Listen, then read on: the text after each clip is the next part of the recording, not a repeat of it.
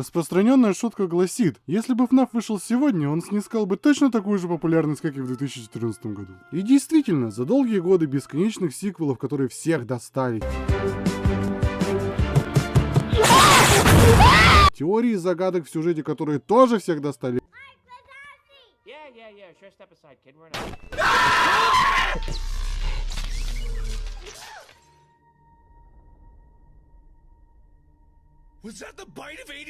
и просто огромной кучей мемов, интернет приписал FNAF к франшизе настолько ущербной, что одно лишь упоминание о ней становится предметом насмешек и бугурта. Но если отбросить все эти предрассудки, навязанные интернетом, и взглянуть на первые игры серии, то вдруг окажется, что они на самом деле даже ничего. Игры FNAF от 1 по 4 были просты, но, как говорится, со вкусом. А самое-то важное, выполняли свою основную функцию. Они пугали. Конечно, страх для каждого индивидуален, кто-то боится пауков, а кто-то страшных клонов. И, разумеется, огромные плюшевые падлы у вас могут вызывать как неподдельный ужас, так и желание нарисовать пару-тройку артов. К сожалению, я отношусь к первой категории. Мне безумно интересно вам рассказать, что же мне так нравится во FNAF и как ему удается даже спустя 6 лет напугать меня до чертиков. С вами Сумочкин, на дворе Хэллоуин, мой самый любимый праздник, а это обзор на первую часть серии Five Nights at Freddy's.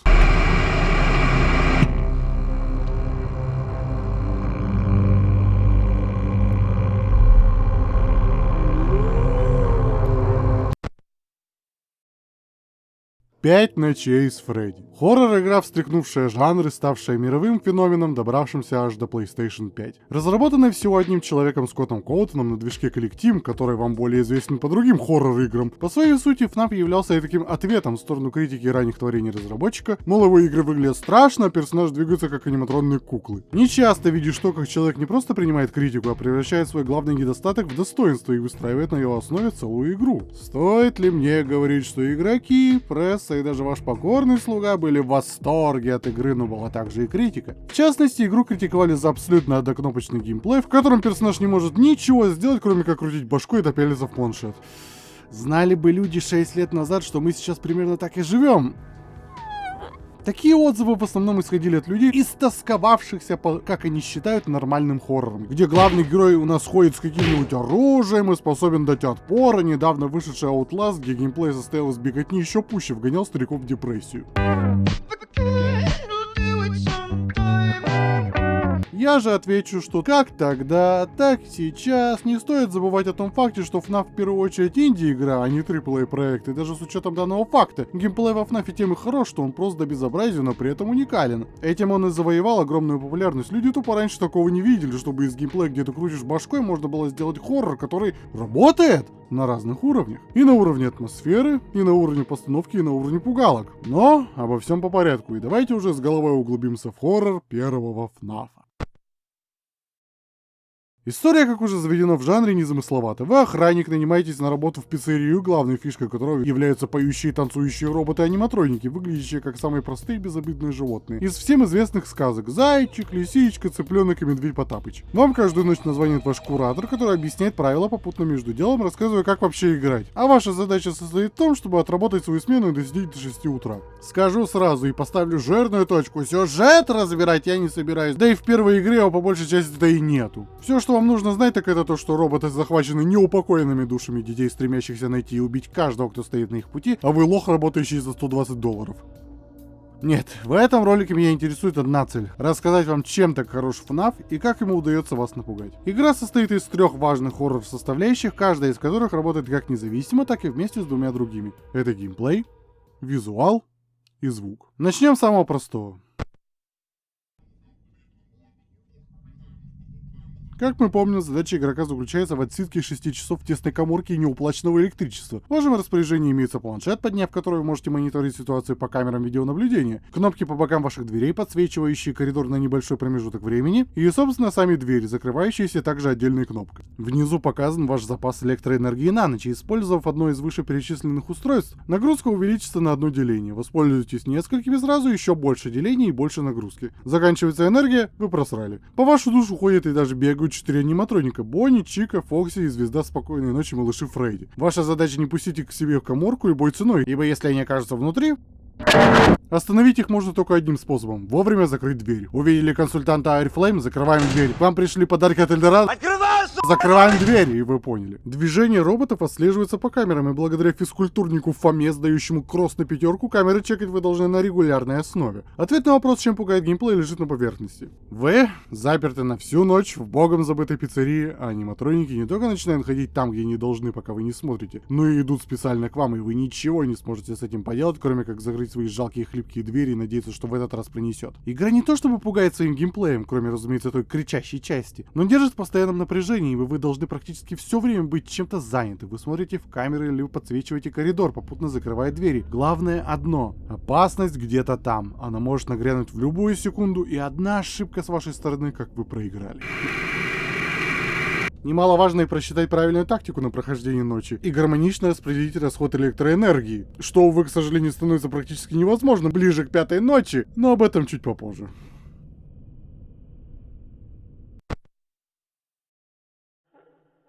Когда Скотт решил ответить на критику своей старой игры и сделать персонажей по-настоящему страшными, он не шутил. Главным устрашающим элементом игры с точки зрения визуала, безусловно, являются аниматроники. Роботы, идеально вписывающиеся в зловещую долину. Слишком гуманоидны, чтобы быть мультяшками, и при этом двигаются слишком механически, чтобы походить на живых существ. А сам их дизайн именно в первой части имеет в себе одновременно все элементы, необходимые для поддержания иллюзии их реальности. В последующих играх роботы либо чересчур мультяшны, либо наоборот намеренно устрашающие, но в первом FNAF соблюден идеальный микс обоих этих элементов. Взгляните, например, им в глаза. В одно и то же время их взгляд умудряется быть и спокойным для проведения детских праздников, и таинственным, будто они скрывают какую-то тайну. А самое главное, угрожающим, когда вы оказываетесь с ними один на один. Такого вы не увидите больше ни в одной игре серии, где по одному только взгляду робота можно описать чуть ли не всю игру. Но самое интересное начинается тогда, когда они начинают в движении. Роботы приводятся только тогда, когда вы либо не смотрите, либо камера намеренно отключается. Думаю, вы догадываетесь, к чему я клоню. Эффект столь заезженный и избитый даже в играх, не относящихся к хоррор-тематике, и все равно он работает. И будет работать всегда, ведь наш мозг просто не может спокойно реагировать на объект, который передвигается сам по себе без какого-либо движения, а уж когда он движется в вашу сторону. Если я, например, покажу вам то же самое, только теперь роботы движутся прямо на ваших глазах, согласитесь, эффект будет несколько другим. Его вообще не будет. Поэтому FNAF работает именно так. Чем меньше видишь, тем больше страшных деталей додумывает твой мозг. Вы думаете, почему серия начала скатываться и иметь все меньше и меньше популярности? Ну, во-первых, конечно же, из-за раздутого и сумасшедшего сюжета, над которым люди чешут бошки до сих пор. И это уже походит на какое-то заболевание. А во-вторых, бюджет. Да, это, конечно, хорошо, что у игр появляются анимации, трехмерное пространство, но от этого теряется весь тот шарм, та атмосфера FNAF. Первый Five Nights не строил из себя не пойми что и не подкидывал сюжетных загадок одну за другой. Это была игра про то, как страшные роботы оживают по ночам и идут по вашу душу во вполне понятных и простых декорациях. Ровно как и роботы были простые на общий дизайн, но в то же время пугающие в мелочах. И им не нужны были раздвижные лица или, боже упаси, 1000 проводов из задницы. И им также не нужны были пугающие анимации, ведь простое движение от камеры к камере работало идеально. Пугает, как говорится, то, чего не видно. Неизвестность. А уж позы, в которых стоят роботы на камерах, это отдельный разговор. Перекошенные, нелепые, почти всегда они смотрят прямо вам в камеру, будто бы зная, что вы ведете за ними наблюдение, а стоит им подойти к вам вплотную, как они начинают изворачивать свои головы из стороны в сторону, попутно издавая неприятные механические звуки, напоминающие речь, давая понятие скорой атаки в ваш офис. Большую роль здесь играют также и секретные редкие кадры, которые могут появиться рандомно. Как, например, все три робота смотрят прямо на вас. Бонни сверлит вас взглядом, буквально пожирая камеру, а Фредди выкручивает себе голову. Фредди. Его имя есть в названии, он обязан быть самым страшным из всех. Его суть состоит в том, чтобы не просто подходить к вам от камеры к камере, но делать это, оставаясь при этом незаметным. Медведь всегда прячется в тенях, и только его глаза, мерцающие светом души, запрятанные глубоко в механической оболочке, могут выдать его местоположение. Отдельно, конечно, хочется поговорить и о скримерах. Никто сейчас не будет рассуждать о том, насколько они устарели или страшны вовсе. Для меня страшны.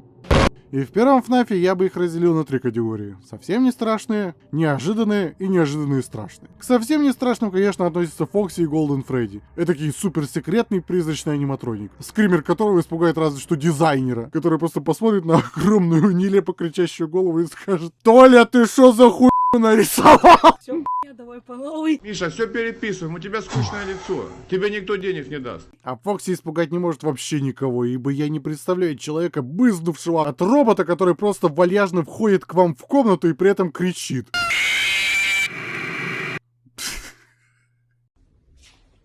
Привет, я подсяду? К неожиданным относятся Бонни и Чика. Все, что они делают, это показывает вам, какой у них хороший прикус и новая пломба. Пугает исключительно внезапностью. А вот категории неожиданные и страшные я, конечно же, отнесу оба скримера Фредди, так как они выполняют обе функции, внезапные и летят вам прямо в лицо. Когда кто-то просто прямо перед вами жует воздух, это, конечно, весело, но когда кто-то появляется из-под экрана и с резким криком летит вам в морду, это уже другой разговор.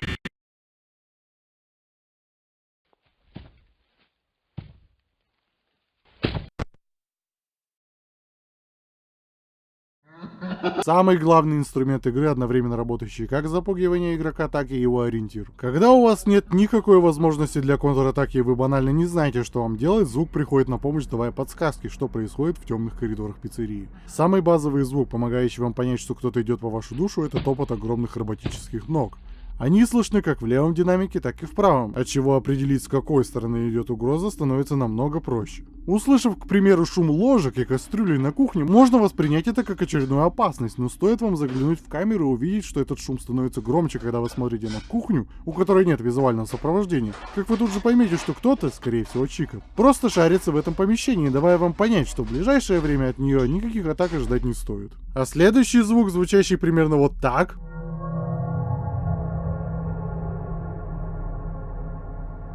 дает конкретную информацию о том, что к вам в офис уже идут аниматроники. В последующих играх есть такой звук, и он куда более очевиден, например, во втором FNAF.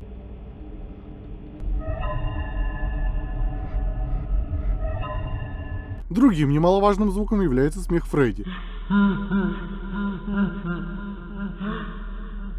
По моему мнению, одна из самых хриповых вещей, что вы можете услышать в видеоиграх. Их всего 3 версии. С каждым новым смехом Фредди становится ближе к вам, в конце концов вставая прямо рядом с вашей дверью. Поразительно, насколько банальный смех может в одно и то же время работать как устрашение игрока с стрёмным хихиканьем в темноте, так и подсказкой при движении аниматроника.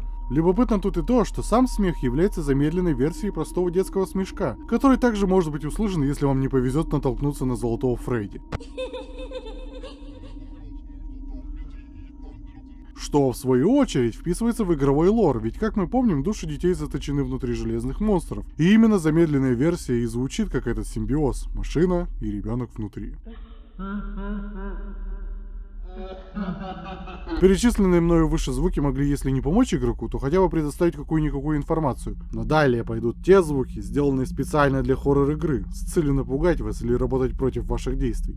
Как заставить игрока быть в постоянном напряжении и не давать ему расслабляться даже на уровне подсознания? Поставить прямо в вашем офисе предмет, издающий постоянный шум.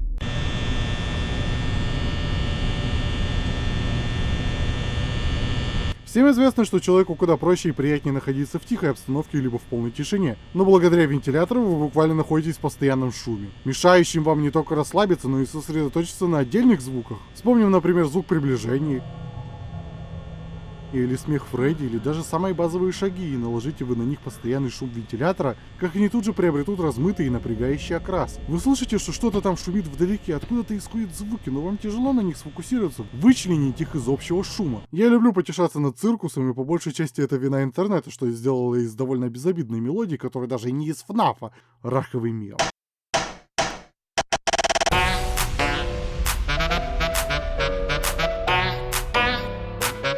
Но вот в самой игре она звучит совершенно иначе, я бы даже сказал, отрывками. Вы сразу узнаете этот мотив. Это цирк, торжественная обстановка, но благодаря обрывистости и эхо, цирк в вашей голове представляется заброшенным, а обстановка уже давно сменилась с торжественной на мертвую. Еще одним звуком, от которого больше вреда, чем пользы, это звонок так называемого телефонного парня. Он звонит вам с самого начала вашей смены, чтобы дать какой-то совет по игре или типа того. И в первую и вторую ночь у вас звонки не являются какой-то особой проблемой, а даже наоборот могут помочь вам лучше разобраться в механике игры. Однако, начиная с третьей и по все следующие, аниматроники приходят в движение даже тогда, пока идет этот звонок. Телефонный парень является единственным оплотом цивилизации и нормального человека в игре, и пока он говорит, складывается ощущение, что вы в безопасности, но это лишь иллюзия, грамотно выстроенная Скоттом Коутоном, ведь с каждой ночью полезного в его звонках становится все меньше и меньше, а сам его голос или гудки отвлекают от жизненно важных звуков игры, не говоря уже и о том, что продолжая его слушать, проиграть можно намного быстрее, чем узнать, что же находится в головах аниматроников.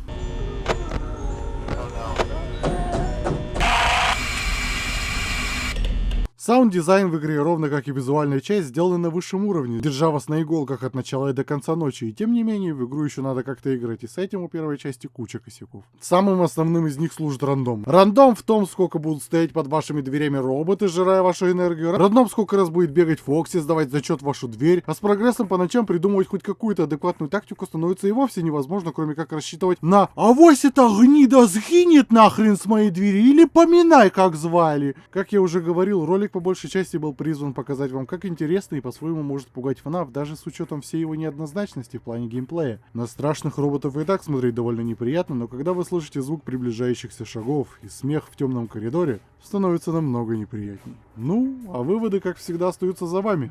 Вам может нравиться FNAF, может нет. Каждый из перечисленных мной методов запугивания может производить на вас впечатление, а может и просто рассмешить. Все мы разные люди. Вот кого-то из заставки телекомпании вид пугает, а мне наоборот кажется прикольный. Так же и с FNAF. Отбросив всю токсичную фанбазу и раковые мемы, невозможно не признать, какой труд был вложен в первую часть. По нагнетению саспенса и ввода игрока в состояние постоянного напряжения. С вами был Сумочкин. Подписывайтесь на группу ВК, Дискорд сервер. Страшного вам всем Хэллоуина! И помните! Tell us something your mum doesn't know. Yeah.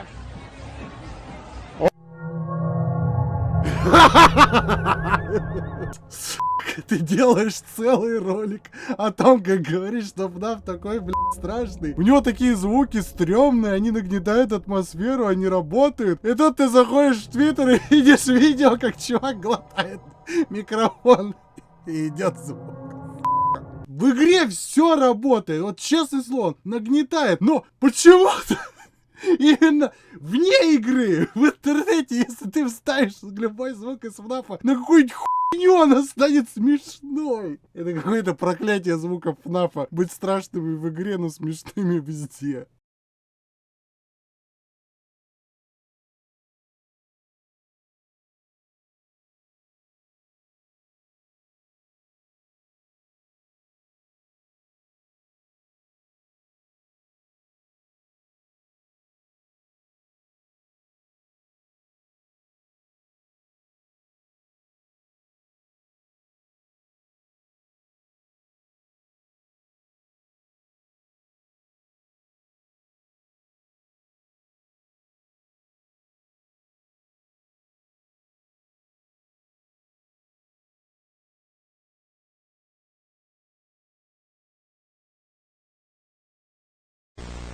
Criminal, criminal, criminal, criminal, criminal, criminal, criminal, criminal, criminal, criminal, criminal, criminal.